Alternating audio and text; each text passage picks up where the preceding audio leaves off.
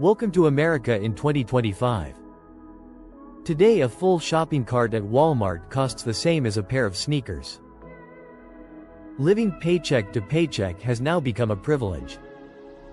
If you still get a paycheck, you are lucky. A shopping basket that used to cost $20 now costs $200. Electricity bills are up 40% in just 1 year. Rent has gone up by $300 a month. But salaries? They only rise 3%. That is the price of a coffee. Are we living in an America where even the middle class has to survive on credit cards?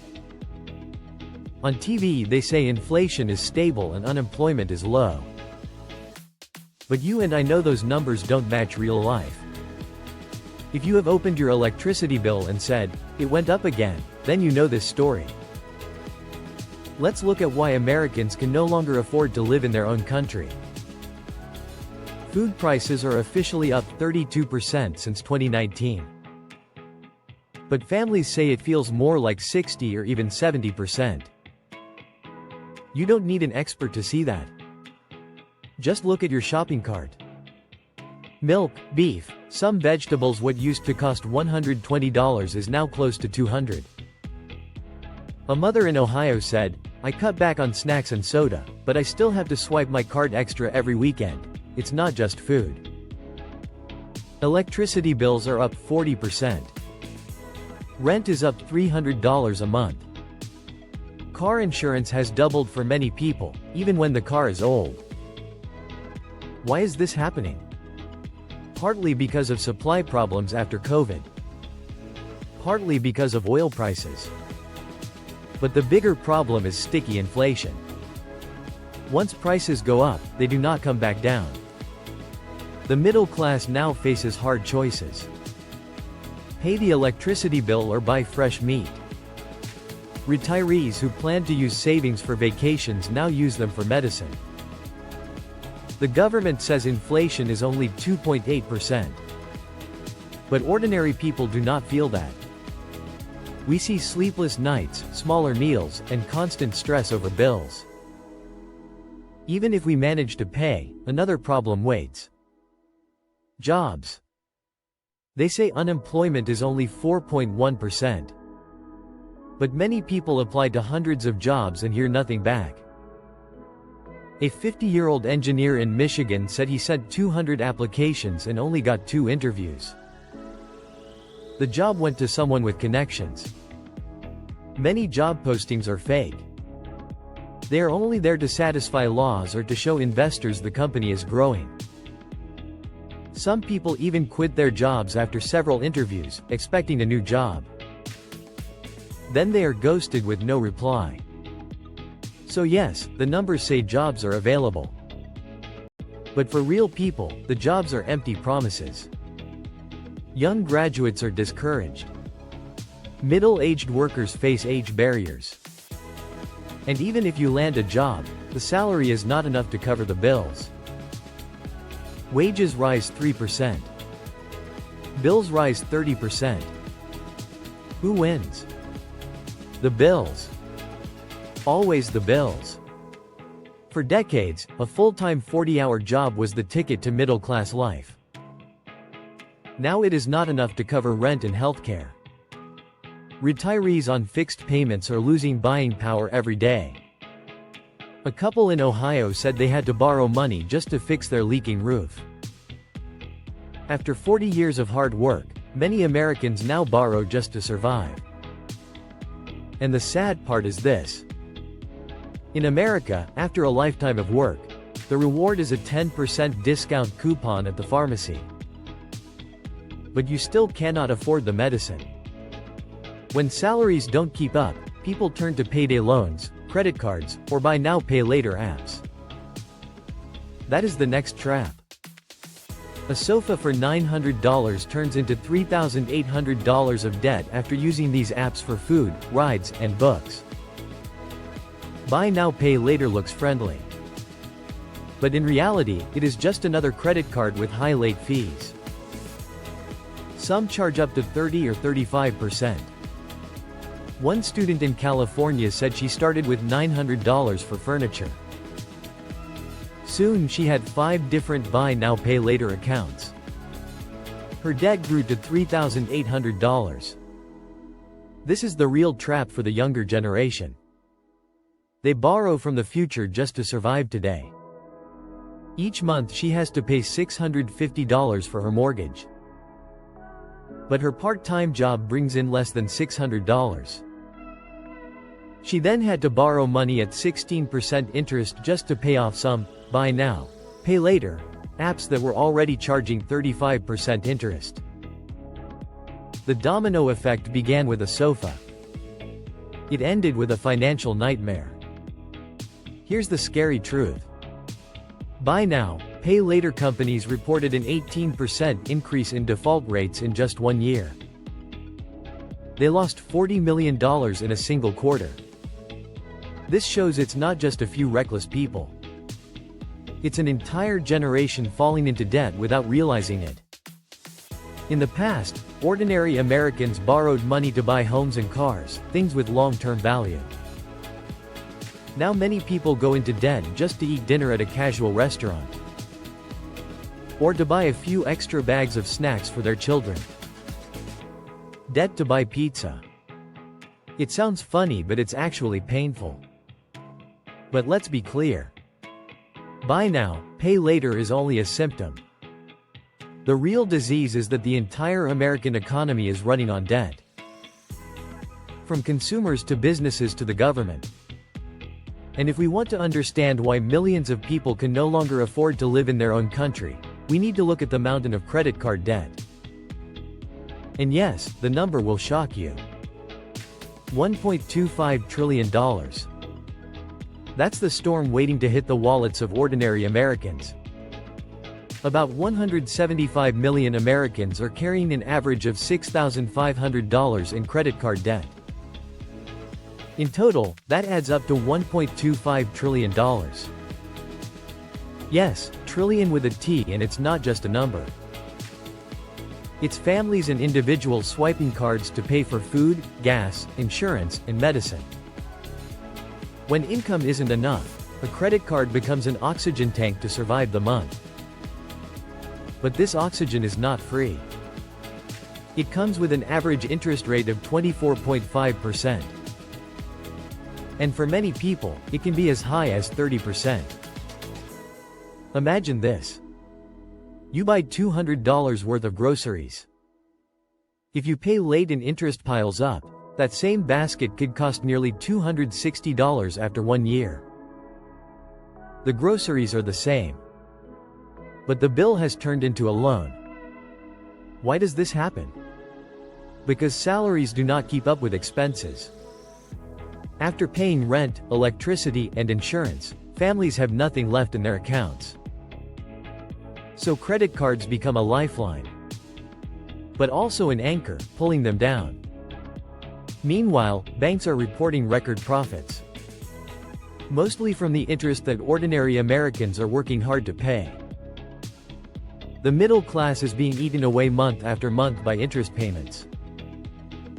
Retirees are even more vulnerable.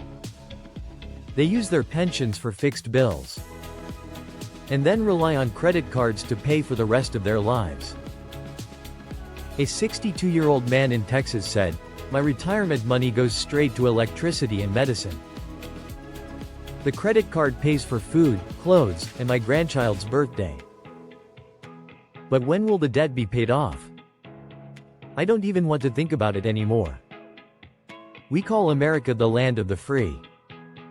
But sometimes freedom here just means choosing which credit card company will take your money the fastest. Visa, MasterCard, Discover. Different names, same result. Your wallet gets thinner month after month. The bitter truth is this. The government and media keep saying everything is stable, that people have jobs, that the economy is healthy.